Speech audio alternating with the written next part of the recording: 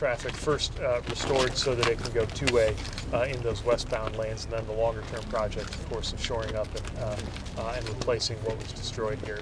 It's a unique situation to have I-40 and I-26 both unavailable, and it's critically important for everything from U.S. supply chains to small mountain communities to get that back up. I'm very impressed by the work that I've seen on the ground, the creativity, the work ethic, and the energy that's going into restoring a critical link like this. We're going to do everything we can, starting with the $32 million that we have already advanced toward getting the first pieces of this work done.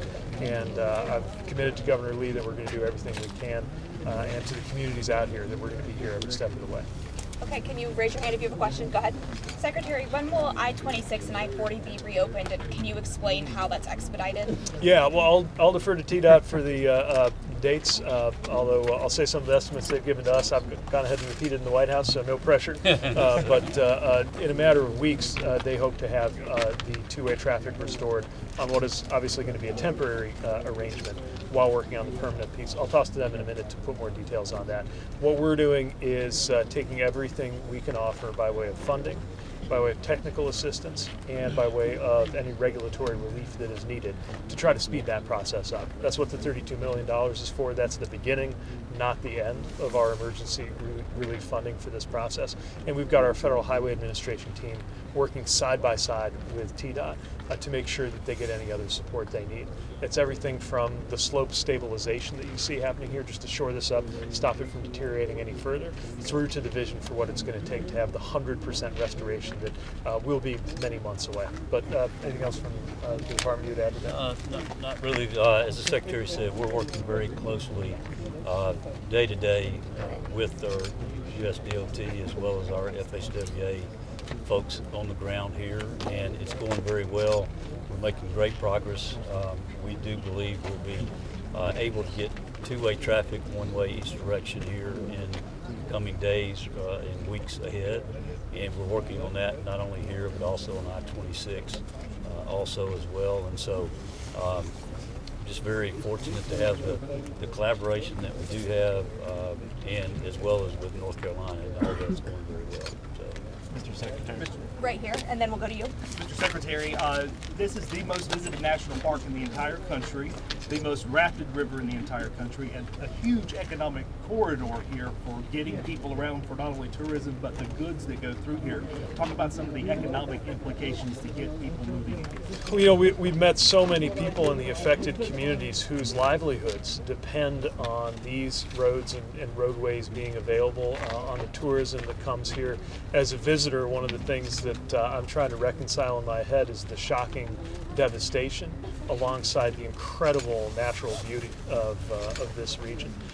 We're trying to make sure that there is support for those communities and businesses that are up and running and open for business, that people know that they are more than happy to receive folks. And then for the other areas where the businesses are not yet open or the roads are not yet secure, of course our job is to do everything we can to accelerate that process because we know that so many families depend on that economy that revolves around the natural beauty and the visitors that it draws. Go ahead. Mr. Secretary, can you elaborate more on what the communication, the process will be like as redevelopment happens? Obviously more money is going to come in, but can you give me some more details about how that communication will work? Yeah, so we have our Federal Highway Administration personnel already on the ground. We've got folks who work in the state with their counterparts at the state DOT. They're working side by side to make sure that as those funds flow from headquarters, from Washington, that they can quickly be put to work on contracts that start with things like stabilizing these slopes, but then lead to the longer-term restoration. And along this route, especially when you look at the number of bridges that have been impacted and even destroyed, some of them will be restored just the way they were. Some of them might need to be restored in a way that looks a little different than how it did in the past. Those are exactly the processes that our teams are working to support. We're also going to need help from Congress, and my hope and expectation is that Congress will act in a bipartisan fashion to provide more of the funding that's needed. As I said, we've put forward $32 million to Tennessee and $100 million to North Carolina just so far, but we know that the ultimate price tag just on the transportation side alone will be in the billions, and we cannot get that done without help from Congress, so we'll be looking to make sure that that happens as soon as possible. Back there. Yeah, Secretary, when the damage is on this magnitude, just here on the Tennessee side, we have 2 major interstates that are closed in parts. How does your agency prioritize where money and resources is going to go? Well, of course, getting these interstates restored is crucial. It's important for the economic lifeblood of the region. It's important for the other recovery and restoration activities. Hard to get to those smaller communities while these arteries are unavailable. But in addition to these 2 major interstates, there are hundreds and hundreds of roads and bridges, both on and off the national highway system. And so we take a cue from the state. We're not imposing the priorities on them. They're assessing based on things like whether there's redundancy or whether the route that's been compromised is the only one, what alternatives exist, how many people are depending on those routes. They'll work through those priorities, and we'll work to make sure they have the funding to meet all those priorities. Thank you, Secretary. Okay, folks, I'm sorry, that's all we have time for. Secretary, if you'll head over. Thanks, everybody. I'm so sorry. I know everyone has more questions. We just have a very tight schedule. If everyone can do me a favor and just move to the side here, we're going to have his motorcade go or his car go through. So I just want to make sure we're out of the way for the car. I'm speaking with Senator Steve Sutherland. Senator, what have you seen today? I've seen a lot of devastation, but I've seen a lot of work that's been done, and I'm really proud of the work that TDOT has done over the past couple of weeks here.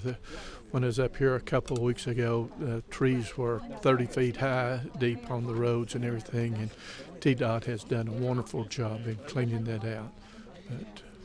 What do you think about the federal response? Been all right? I know we're about to hear from Secretary Buttigieg, but do you think we're on top of things right now? Well, it takes a while to get things done. You know, it's something that's never happened around here before, so everybody's working the best they can to get things started. Can you tell me about any optimism you have over the next few months that we're going to see improvement in this area? Yes, I think by the end of this coming week, next week, we will see at least 2 lanes open here to the Tennessee line. I know over in North Carolina they've had some more damage over that way, and especially around the tunnels. It may take a little longer for them to get that open.